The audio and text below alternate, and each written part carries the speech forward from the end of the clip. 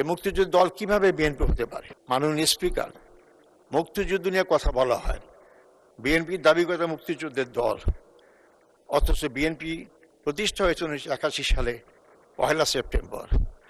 1979 সালে 1978 সালের 1 সেপ্টেম্বর, আর মুক্তিযুদ্ধ হয়েছে 71 সালে।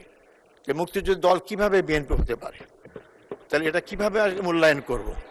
অতএব আমি বলি, শোনেন আগে, বিএনপিতে মুক্তিযোদ্ধা লোকরা আছে, মুক্তিযোদ্ধার বিএনপিতে আছে এটা বলতে পারেন, তদ্রুপ জামাত ইসলামী তো মুক্তিযোদ্ধা আছে।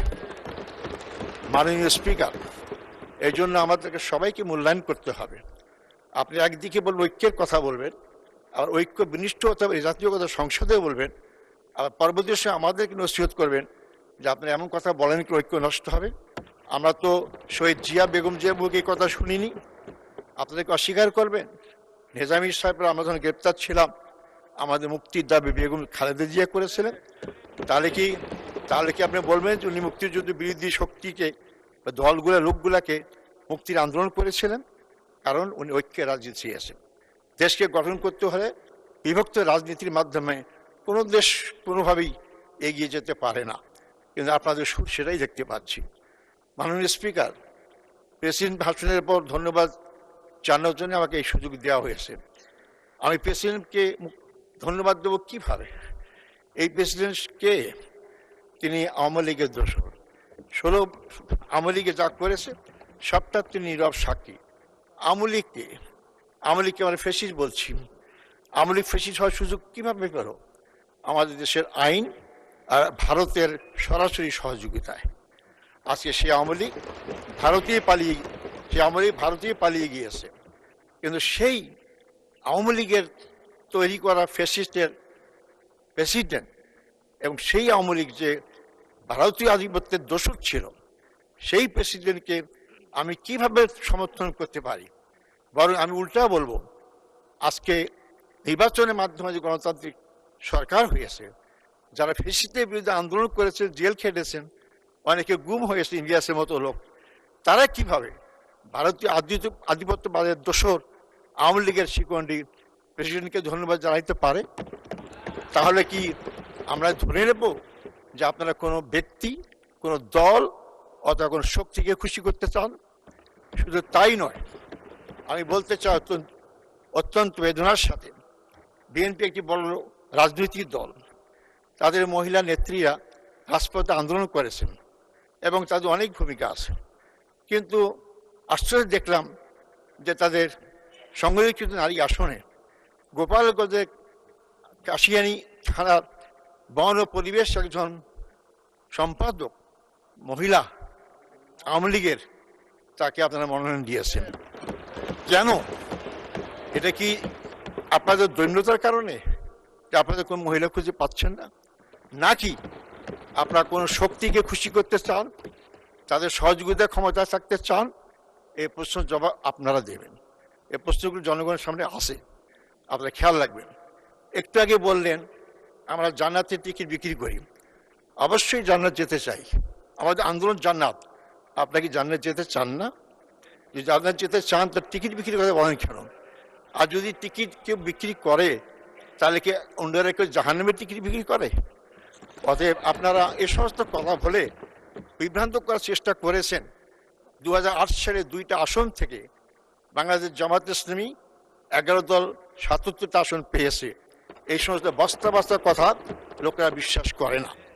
আমরা বলতে চাই, আপনারা ক্ষমতায় এসেছেন, কিন্তু আপনাদেরই ক্ষমতাসীন মন্ত্রী বলেছেন লন্ডনের তারিক জিয়ার সাথে যখন প্রতিনিধির সাক্ষাৎ হয় তখনই ট্রফি দিয়েছেন। বাংলাদেশের জনগণের ভাগ্য সেখানেই নির্ধারিত হয়ে গেছে যে কে ক্ষমতা আসতেছে। অতএব কীভাবে আপনারা ক্ষমতায় এসেছেন আপনার বিবেকের কাছে প্রশ্ন করবেন, আপনারা জনগণের কাছে যা বুঝতে পারবেন। এটা আমার কথা নয়, এটা আমার কথা নয়। আমি একটা আমার কথা বলি নাই, পত্রিকাতে বলি নাই, এই সংসদে বসে আপনাদের মন্ত্রী বলেছেন। আর উপদেষ্টা রেজওয়ানা কি বলেছেন সব আপনারাই জানেন। তাই আপনারা যারা উপস্থিত আছেন, আমি আপনাদেরকে হেয় করার কথা বলছি না।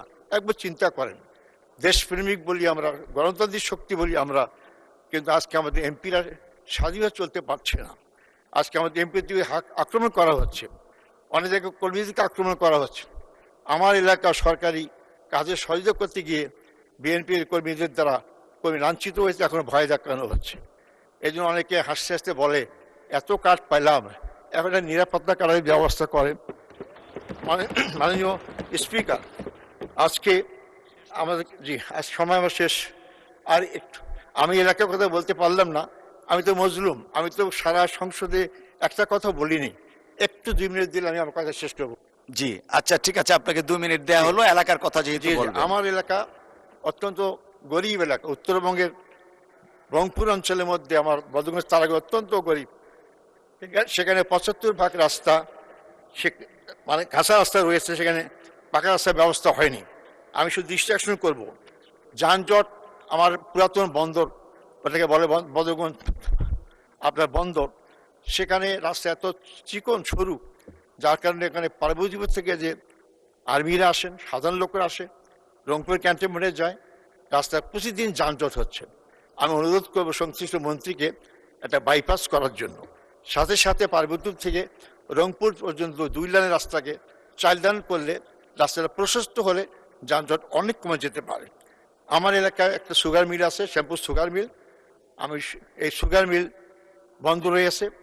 আমাদের মন্ত্রীজন শিল্পমন্ত্রী মজিদুর রহমান নিজামী ছিলেন, তখন লাভজনক ছিল, আওয়ামী লীগ এসে তাকে অলাভজনক করলো, এখন বন্ধ হয়েছে। এবং মাননীয় প্রধানমন্ত্রী বলেছেন যে সে সমস্ত শিল্প কারখানা বন্ধ চালু করা হবে। আমি অনুরোধ করব খুব দ্রুত গতিতে আগামী বাজেটেই যাতে করে শ্যামপুর সুগার মিল পূর্ণাঙ্গ চালু হতে পারে তার ব্যবস্থা আহ্বান করব। হাসপাতালের কথা বললাম না, সারা বাংলাদেশ হাসপাতালের সমস্যা। হাসপাতাল আছে, ক্লিনার নাই, এত অপরিচ্ছন্ন। এটা ইমিডিয়েটলি তার নিয়োগ করা উচিত।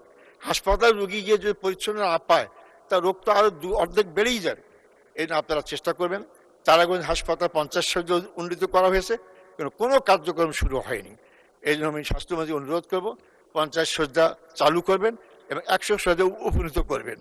আমার এলাকায় সবচেয়ে মাদকের সমস্যা, সীমান্ত এলাকার বেশি কাছাকাছি, যেগুলো নষ্ট হয়ে যাচ্ছে, সেটা সারা দেশের সমস্যা। কোনো খেলার মাঠ নাই। আমি সংসদীয় মন্ত্রীকে অনুরোধ করবো যাতে করে সেখানে আর খেলার মাঠ, মিনি স্টেডিয়াম করা হয়। অনেক সমস্যা।